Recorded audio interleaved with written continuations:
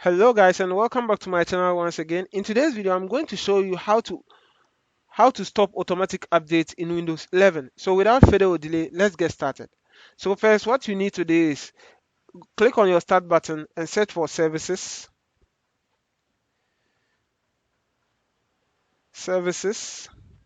Now once services is open, so you click on that to open. On here, scroll down and search for Windows Update. So click on W to go to W column, move down in a bit, and here this is our Windows Update. This is our Windows Update. If you right click on it and then go to properties, you can see it is manual, which when the update, when you have internet on your computer, it automatically downloads the update.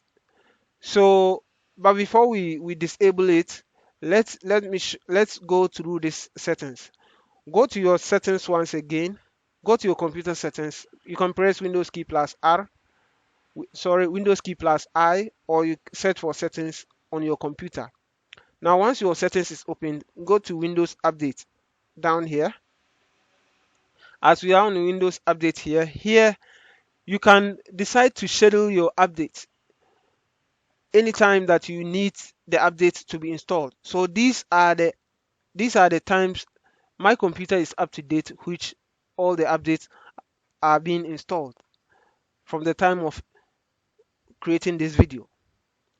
So these are my updates. So if you don't want the updates to run, you can click on this to pause the update, and which it gives a time interval that you can pause the update. But after this week is being passed, then the update will start again. But we don't want that. We need to stop the automatic update automatically. So when you want to stop the automatic update automatically, that is when you go to the services here, and under the services here you can see we have Windows Update. So double click on it and then you open the startup type and click on and select disabled. Once you click on disabled, you apply and then OK. So now our Windows Update is being disabled.